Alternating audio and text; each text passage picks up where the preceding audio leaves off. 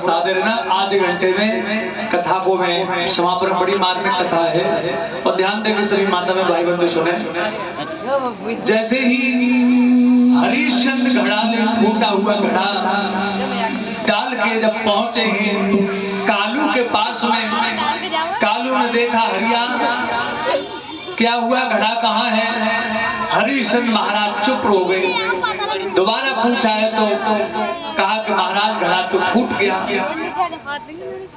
कालू ने झल्ला करके कहा है, अरे तुझे मैंने खरीदा है 20 बार सोने में और तू ये बता कि प्रतिदिन घड़ा फोड़ रहा है तो ऐसे कैसे काम चलेगा?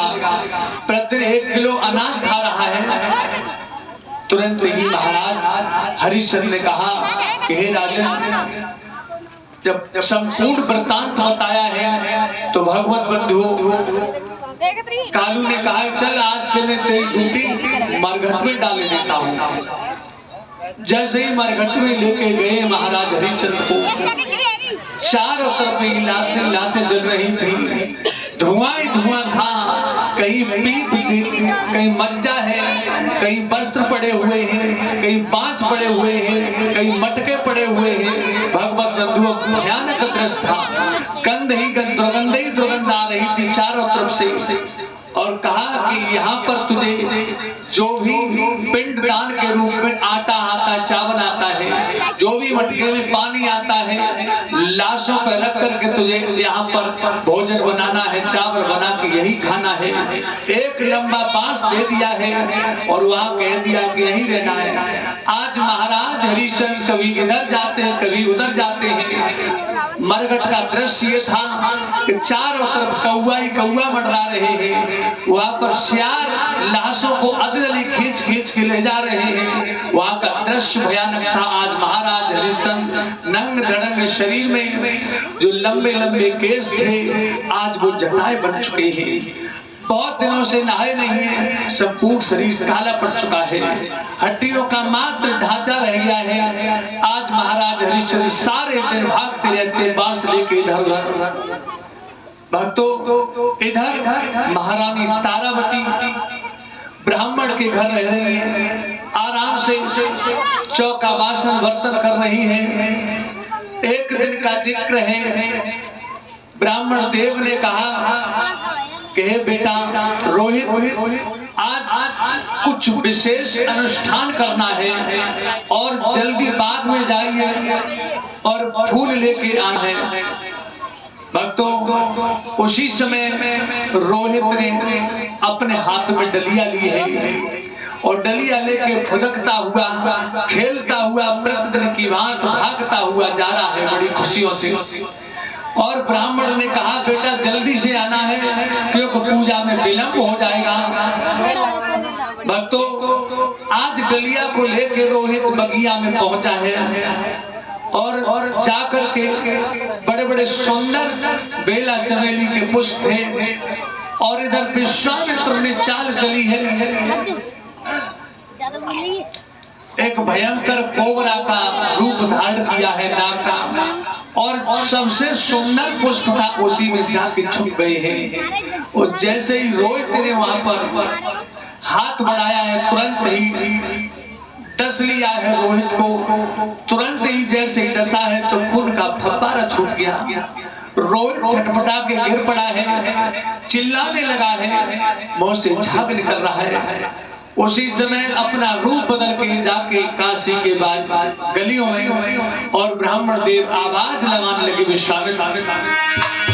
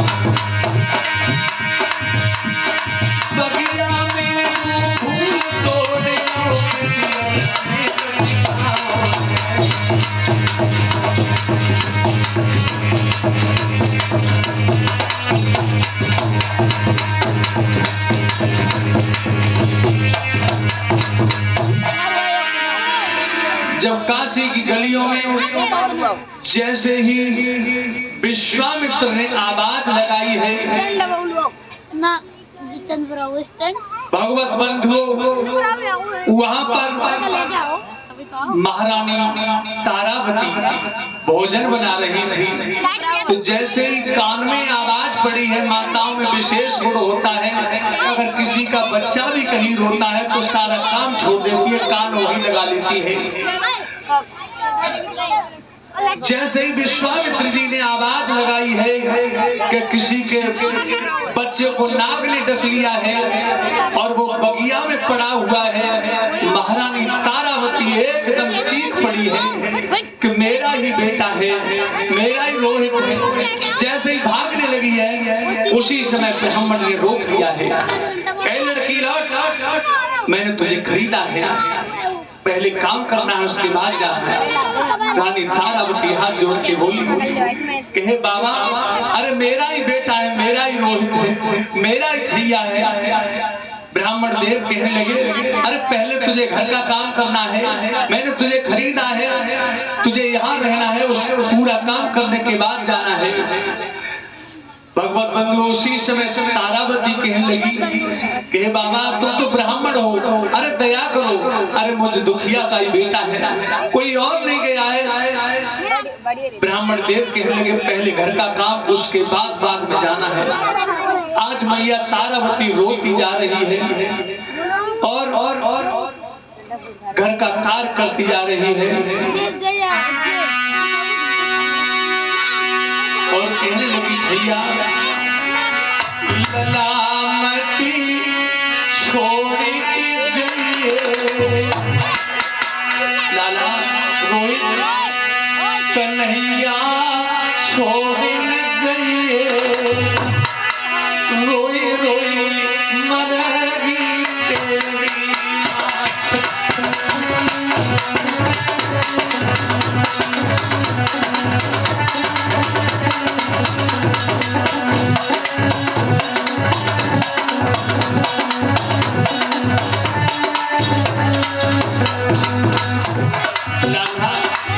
ब्राह्मण ने कहा अगर तूने आंसू निकाला शुभ कार्य में तो मेरी पूजा में अनिष्ट होगा। ब्राह्मण ने फटकार लगाई है। आज महारानी तारावती मन ही मन में रो रही है।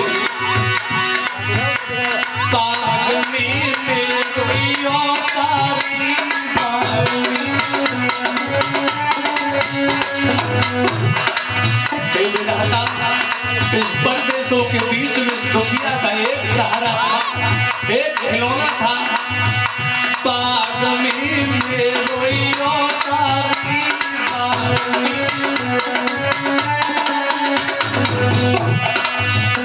सिसकी रही चौका में तारी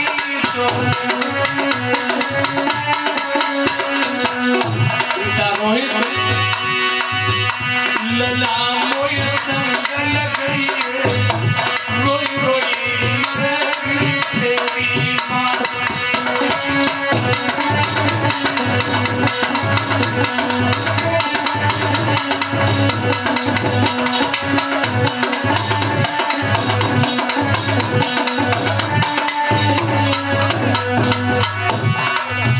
भोजन रही बनाई मात की छूटी पवतारी लाला रोहित मेरे पिता जब पूछेंगे कि मेरा रोहित मैं उसकी अमानत को कहां से लाऊंगी। अरे भोजन रही बनाई मात की छूटी पवतारी मत चाहिए वो छोड़ ला के मर लेता।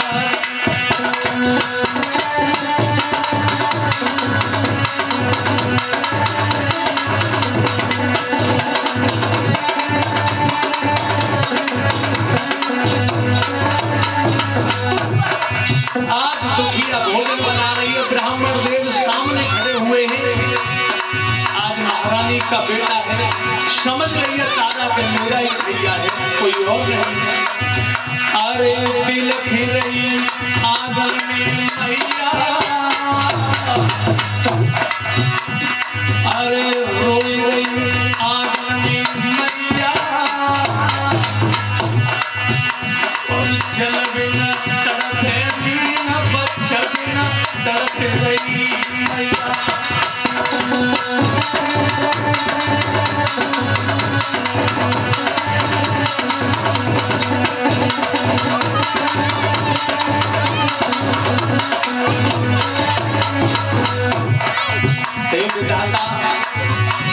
अरे लला मेरी किस्मत फूट गई, कन्हैया किस्मत फूट गई, और परदेश के बीच ये दुखिया कैसी लूट गई।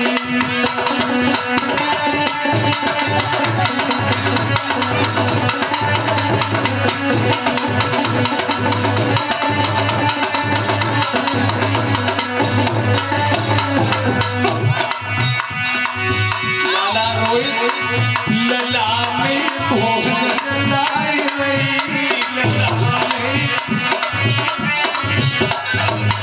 रोहित आज भूखा गया है, लाला तेरे लिए भोजन ला रही हूँ। लला में भोजन लाई रही कन्हैया,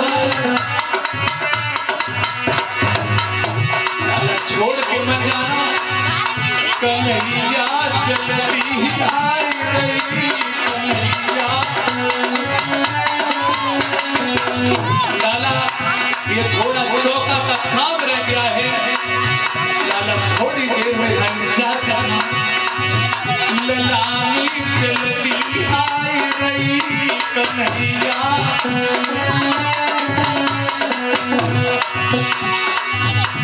लला तू भूल जाइए, रोई रोई मर गई तेरी मात। लला तू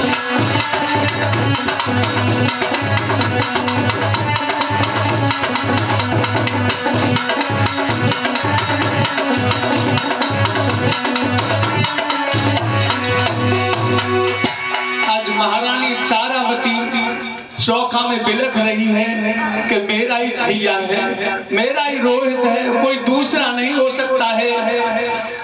जब कार्य पूर्ण हो गया है, और जब कार्य पूर्ण हुआ है तो बाबा से हाथ जोड़ के कहने लगी ब्राह्मण देव, हे बाबा अब मैं जा सकती हूँ क्या? भगवत बंधु जैसे ही कहा कि जल्दी जाना, लौट के जल्दी आना है। भक्तों ऐसे महारानी तारावती भागी है कि जैसे सुबह के बधी हुई कोई गैया हो, और जब मालिक शाम को गैया को छोड़ता है तो बछड़ा से मिलने के लिए भागती है। आज महारानी तारावती भागती जा रही है कि मेरा ही रोहित है, मेरा ही छैया है, भागती गिरती जा रही है। आज उसी बगिया में पहुंच गई जहां पर बेटा रोहित पड़ा हुआ था। चारों तरफ देख रही है लेकिन आज दिखाई नहीं दे रहा है। भक्तों जब फूलों के बीच में पहुंची है, जैसे ही रोहित को देखा है वैसे ही ऊपर से टूट पड़ी है, सीने से लगा लिया है। कहने लगी लाला मुख से झाग चल रहा था, अपनी धोती के पल्लू से पोंछा है। रोहित कहने लगा मैया मेरे शरीर में जहर फैल चुका है, अब मैं बच नहीं पाऊंगा, मेरी पिताजी को प्रणाम कह देना। आज रोहित की धीरे धीरे आंखों की पुतलियां गायब होती जा रही है, सीने से लगा लिया है। आज बिलख बिलख के रोने लगी महारानी तारावती सीने से लगा करके। बाग में रोबे तारा, क्योंकि आज बाग के अंदर कोई नहीं था। भक्तों धरती का पहला ये इतिहास था कि दुख में कोई न कोई साथ देता है, लेकिन आज पति भी नहीं है, परदेशों में, और वो भी बेटे की लाश के ऊपर बिलख रही है। बाग में रोबे तारा, बेटा इधर गोदी में लागे।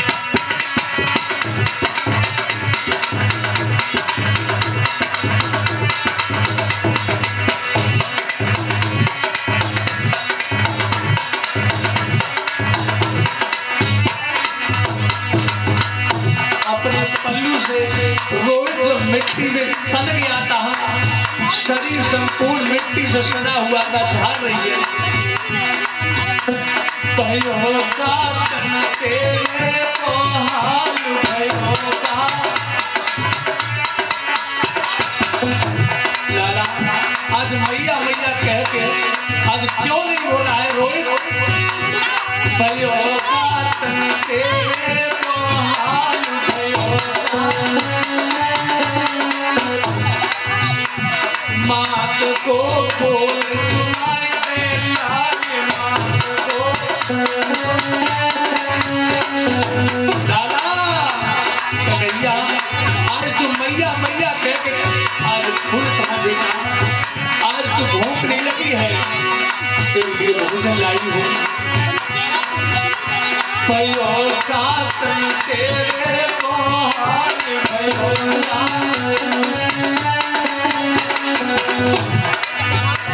मात को बोल सुनाई दे लाल मात को।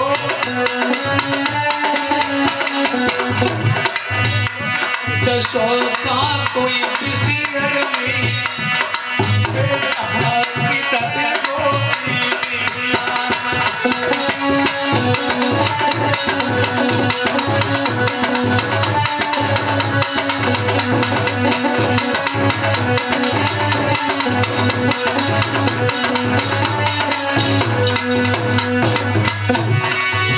आज दुखिया पटक सिर धरती में मारे पटक।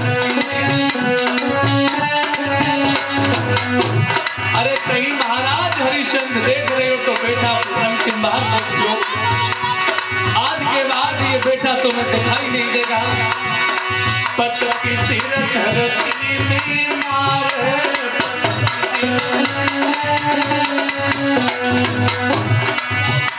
धीर ना दुखिया दिल धारे।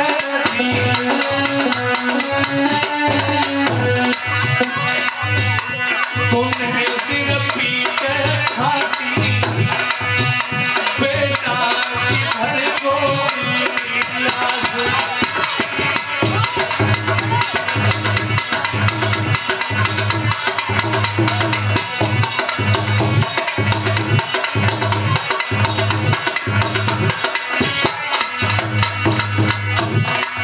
आज मैया कहने लगी तो विधाता इतना क्या बुरा किया था, आज मेरे पति भी अपने पुत्र का दर्शन नहीं कर पा रहे, जो कि मेरा बेटा भूखा जा रहा है, पानी में नहीं पिया सुबह से।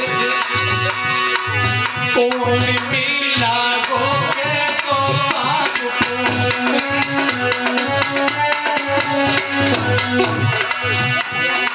मिला गोगे तो बाप को। पे हम तीनों तारे पाथ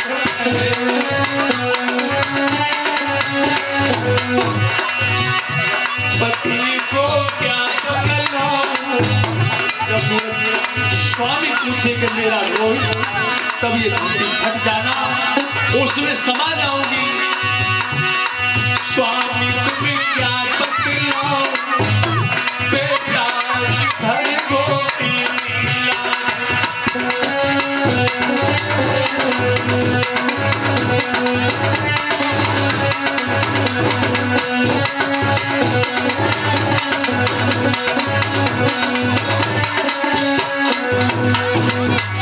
आज महारानी तारावती परदेशों में बेहड़ में जब रात्रि हो गई ये रोते रोते मैया मूर्छित हो गई। जब बड़ी देर में जब मूर्छा दूर हुई है तो मैया ने होश संभाला है, बेटे को सीने से लगा लिया, पल्लू में लेकर के आज अपना धर्म समझ के आज चली है। धरती का पहला इतिहास है कि मैया अपने बेटा की लाश को लेकर के मरघट में जा रही है।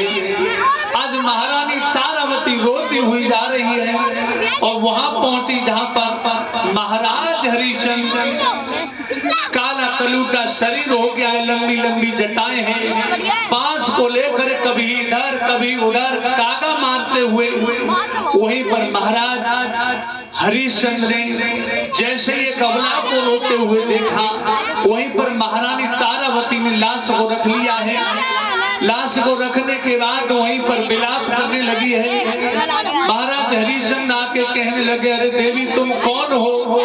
अरे यहाँ पर मरघट में आने पर रोते नहीं है, यहाँ पर शांत हो जाते, रोने से काम नहीं, संसार तो मुसाफिर खाना है, आना जाना है, और यहाँ पर रोते नहीं है, धैर्य धारण करो। महाराज हरिश्चंद्र ने कहा, देवी आखिर ये बताओ तुम कौन हो?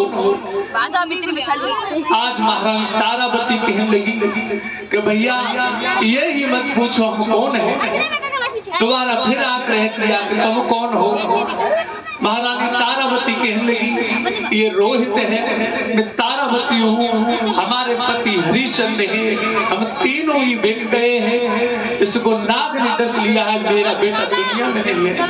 आज भले ही हड्डियों का मात्र ढांचा हो, लंबा चौड़ा शरीर हो, तुरंत ही ऊपर से पछाड़ खा के हरिश्चंद्र गिरे।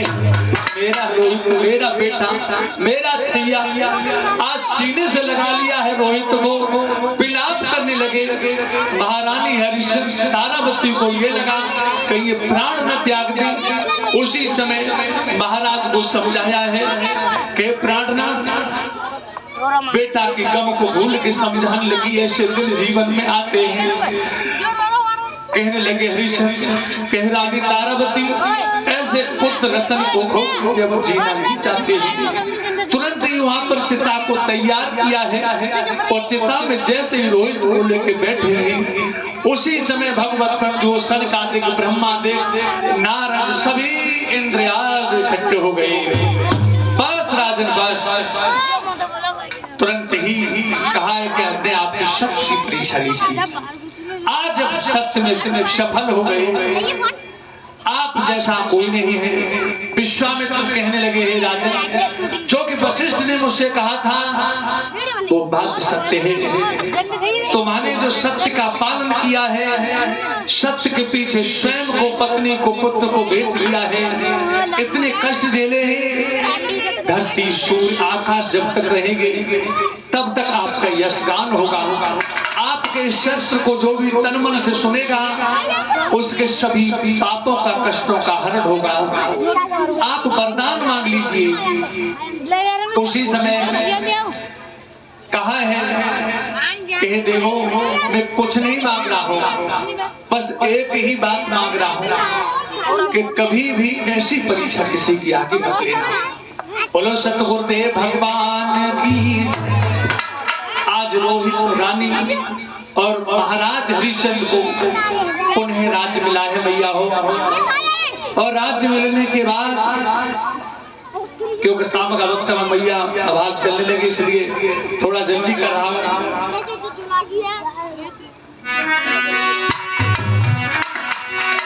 अब इस कथा से हमें ये शिक्षा मिलती है, माता बहनों को पति पर कोई मुसीबत आए, कष्ट आए तो साथ देना चाहिए। पति सेवा कर चली नारी, अरे नारी तेरो नाम अमर जग है।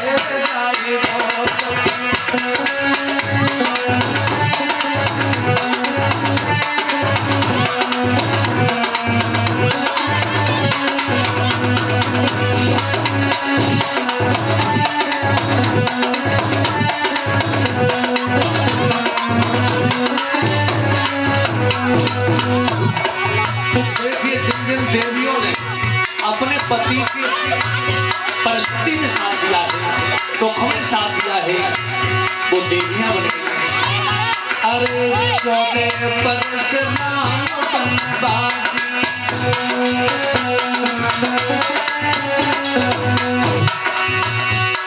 अरे 14 बरस नाम बनवासी,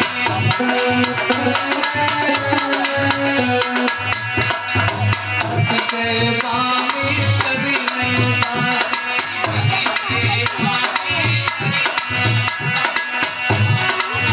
सिया बन बन करती बिहारी, बिहार सेवा करती रही हो।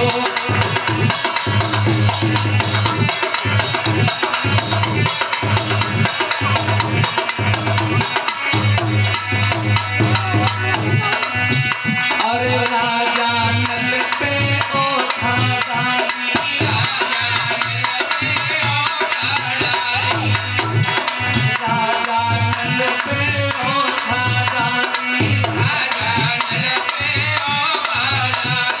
चलत चलत कमयंती हारी,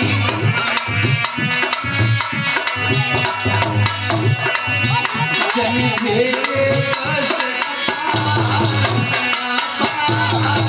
कष्ट से रात रही हो।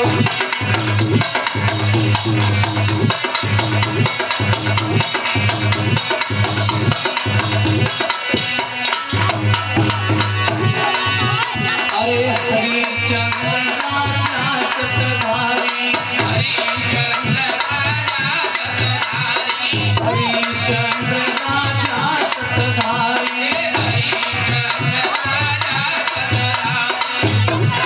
तारा पति पति फिरता नारी,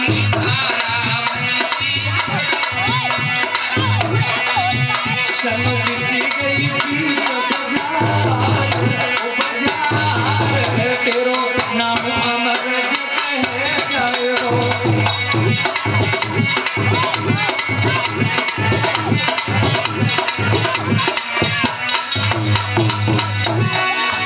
पति सेवा कर चली नारी हो नारी, तेरो नाम अमर जय जय हो।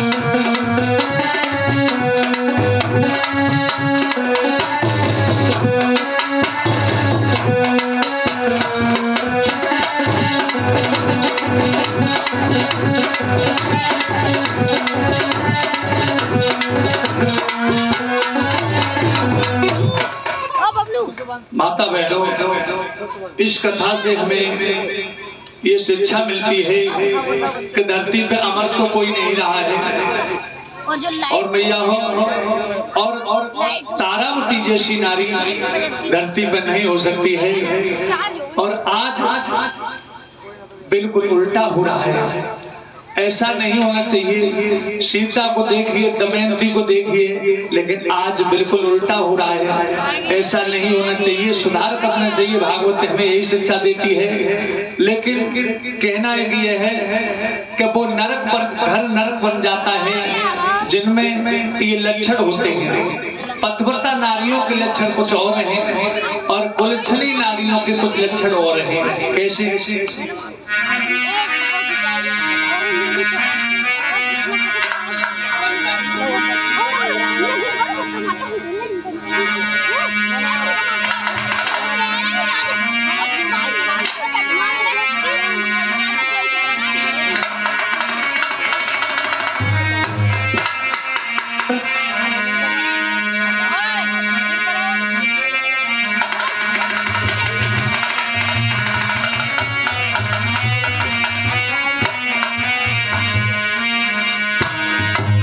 कि वो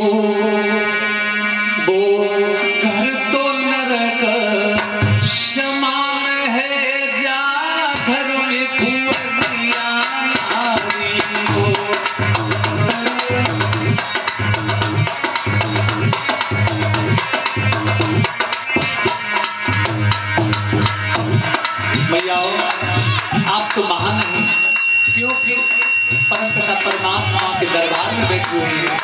बड़ी पावन भूमि है, लेकिन कहना है कैसे कैसे हमने दृश्य देखे हैं। वो घर तो नरक समान है, जान धरे धुवरिया नारी वो।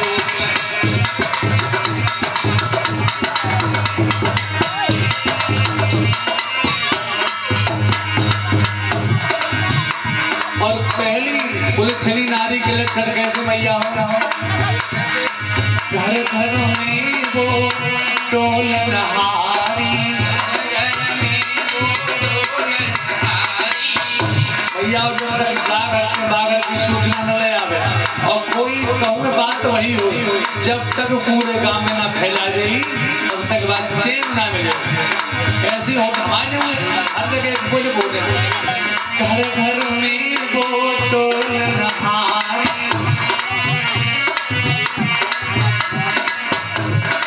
कटु बचन की बोलन हारी। अगर धोखे से कहूँ इंसान पे कछुआ पे बच्चा जो है तो ऐसी बात करी कि मान लो छाती में मार जाता और नारी की पही गोली पैसू गोली तो पैनी होती है भैया, तो ऐसी भाषा बोले कि भैया जहर खाने से करते कटु बचन की बोलन हारी,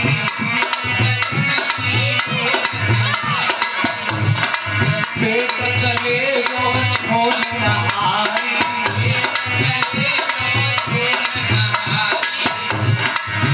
जगे पशु में नहीं जवान रे दस में नारी।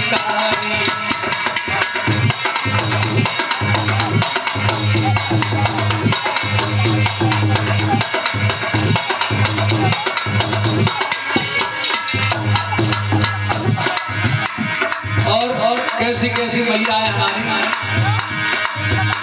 सारे बर्तन भांडे झूठे। कुछ हमारी मैया ऐसी है संज्ञा को बर्तन धोए मांझ के रखे और कछुआ ऐसे छोड़ दे और आगे आप कुतिया या कुत्ता जीवन में ऐसे साफ कर देंगे बिल्कुल। जब माता बहनों को परिश्रम नहीं करना पड़ता, कहीं पे देखा होगा बिल्कुल परिश्रम नहीं करना पड़ता। तो आए के मैंने को बच्चा आओ भैया पानी भरो पानी पियो भैया। सारे बर्तन भारे झूठे,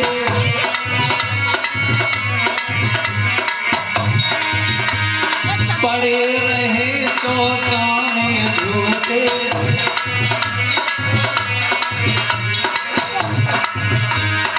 बिना बात बच्चन कूटे और जैसे ही वो आदमी आओ रोटी खाए हुए तो बैठो और बैठ धाए धाए धाए आदमी की खबी दिली सब चली गई। या कोई रिश्तेदार या कोई बाहर का आदमी आया है बैठ गया और ऐसे बाली चनवाने का। अब ये सब बच्चों को नहीं मार रही है, वो तुम्हें मार रही है। क्योंकि समझदार आदमी पेट में नहीं जाएगा भोजन। ये कहने के लिए चल भैया बोलो ना कुंवरिया के लिए वो घर तो नरक समान है, जा कुंवरिया नारी।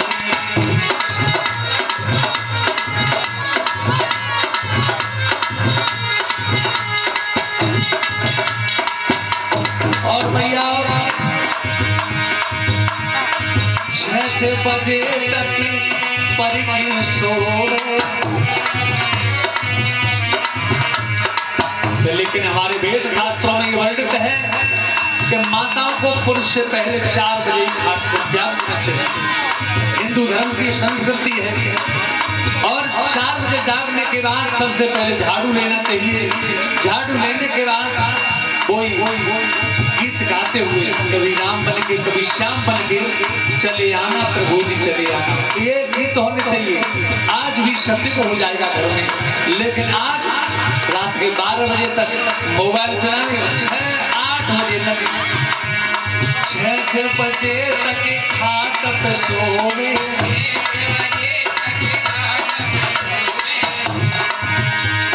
ना खत पे पीसे पोए। अब आदमी यहाँ भोजन मांगे कहने लगे चुपचाप तो मालूम है काम तो करते हो क्या करते हो अरे रे तो रोटी के टाइम पे जाता हूँ मालूम है कितना काम करते हो पानी बच्चे में कबू कर भैया रात में 8 बजे रोटी मिल रही है तो 10 बजे रोटी मिल रही है और दिन के 12 बजे रोटी मिल रही है 6 बजे तक खाकर सोए ऐसे सोच सी धरी रही आदमी कहो तो पहले जा सारी लगा